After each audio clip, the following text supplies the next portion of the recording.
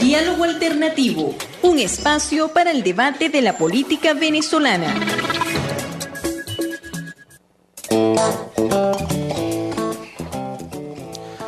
Bien, estamos acá en Diálogo Alternativo y ya vamos a entrar en conversación con Gonzalo Gómez de Marea Socialista. Bueno, Gonzalo, tú acabas de regresar al país, estuviste en algunas actividades a nivel internacional, en donde entiendo que hubo reuniones, foros, debates. En general, ¿qué perspectiva hay, y en el marco de organizaciones de izquierda, qué perspectiva hay respecto a la situación venezolana? Y bienvenido a Diálogo Alternativo.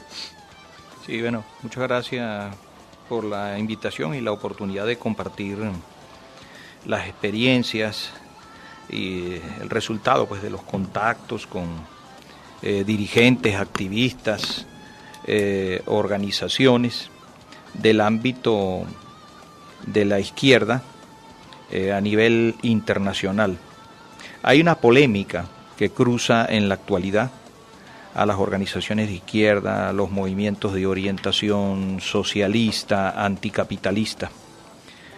Esa polémica en lo que tiene que ver con los llamados gobiernos progresistas que hoy se encuentran en decadencia o se han desvirtuado o incluso pues han sido desplazados del poder y que ya no continúan por las sendas que iniciaron pues de transformación, de cambio, progresivas, de carácter democrático, de empoderamiento popular.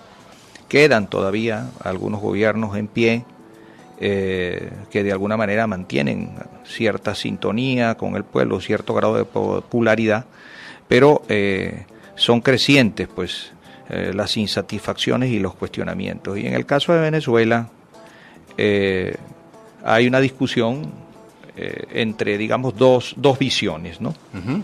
Unos que, aún reconociendo que las cosas van mal en Venezuela, teniendo inquietudes sobre el gobierno de Nicolás Maduro y sus prácticas, plantean que Venezuela está siendo agredida por el imperialismo, que es víctima de un bloqueo y que por consiguiente la crítica debe quedar en segundo plano o debe bajar. En algunos casos incluso no tienen críticas, ¿no? Porque pues hay que hacer frente a un enemigo principal que es el imperialismo, ¿no? Y hay otros que opinan que una cosa es enfrentar, rechazar, repudiar la injerencia, el intervencionismo, y otra cosa es apoyar o respaldar gobiernos que se han desnaturalizado, que han perdido su carácter progresivo y que, como consideramos nosotros que es el caso venezolano, están desmantelando ellos mismos las revoluciones de las que alguna vez fueron parte. Y más o menos, ¿cómo es el equilibrio en esa polémica?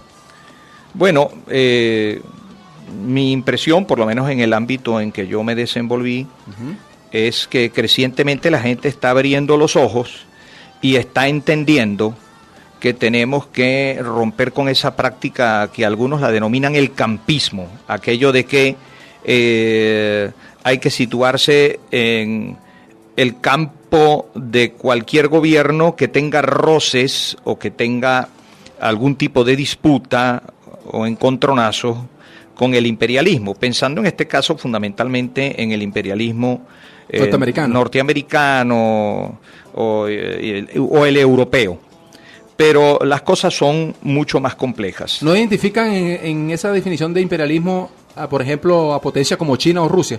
Claro, efectivamente, una de las discusiones que se dio en uno de los espacios en los cuales participé, que fue un congreso mundial de organizaciones de izquierda vinculadas a la Cuarta Internacional, son grupos, corrientes, organizaciones, muchas de las cuales están a su vez insertas en partidos más amplios y más grandes, es el carácter de China y de Rusia, como ya no como protoimperialismo, sino incluso pues como imperialismos emergentes, que están ejerciendo una creciente hegemonía en el plano económico global que van conquistando hegemonía política y que también están avanzando hacia el ejercicio de una hegemonía militar, aunque estén aún muy distantes del poderío que tiene Estados Unidos o que tiene la OTAN.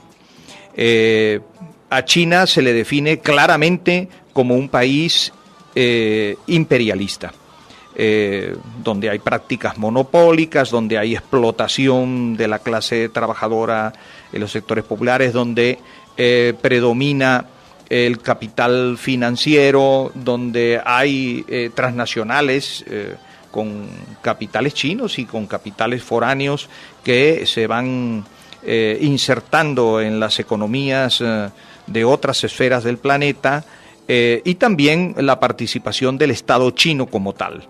Es decir, ese partido-Estado, ese estamento burocrático que a través del control monolítico del Estado administra, por decirlo así, de conjunto la plusvalía del proletariado de su nación. Lo controla, lo maneja, la administra y va a la conquista de otros espacios y a la conquista, pues, de las ganancias para el usufructo de sectores privilegiados. Más allá del hecho de que China haya tenido avances tecnológicos, de que disfrute algunas mejoras desde el punto de vista del nivel de vida de algunos sectores de la población, pero se le considera, pues, como un país esencialmente capitalista, donde imperan muchas de las políticas que se le han criticado a los países donde se han impuesto ajustes neoliberales, donde hay desregulación laboral, donde hay extensas jornadas de trabajo y todas las cosas que caracterizan a la explotación capitalista en sí. Entonces, y a China y a Rusia nosotros las tenemos acá también, y están participando en cantidad de negocios. Hay deuda con China, están participando en la explotación petrolera y están participando en la apertura extractivista megaminera, que es el arco minero del Orinoco. Pero hay claridad sobre eso, Gonzalo, en el marco de todas estas organizaciones de izquierda en las cuales tú tuviste posibilidad de participar en sus actividades y eso. Bueno, algunos sí la tienen, otros no la tienen. Hay polémica, hay discusión. En este escenario en el cual yo estuve, noté claridad en cuanto al papel que juega China en el escenario mundial y el papel que juega Rusia. Aquí en Venezuela muchas veces los dirigentes del PSUV y del gobierno hablan como si China fuera un país socialista o algo por el estilo, y sobre Rusia como si fuera la Rusia de la época de la Revolución Rusa dirigida por Lenin. Sí. Como si no hubiera habido un derrumbe del sistema burocrático existido en la ex-URSS y la reinstauración del capitalismo en ese país. Y en el caso de China, una combinación extraña, donde se mantiene la burocracia al frente a través de ese partido-estado, que es el Partido Comunista y que se llama comunista, sí, pero que es un país esencialmente capitalista y además imperialista. Entonces, bueno, esa discusión está cruzando a sectores de la izquierda. En nuestro caso, pues hemos defendido la tesis de que nosotros debemos estar, por supuesto, en contra de toda intervención e injerencia extranjera, pero que esta debe ser frente a cualquier expresión imperialista, no solamente la norteamericana o la europea.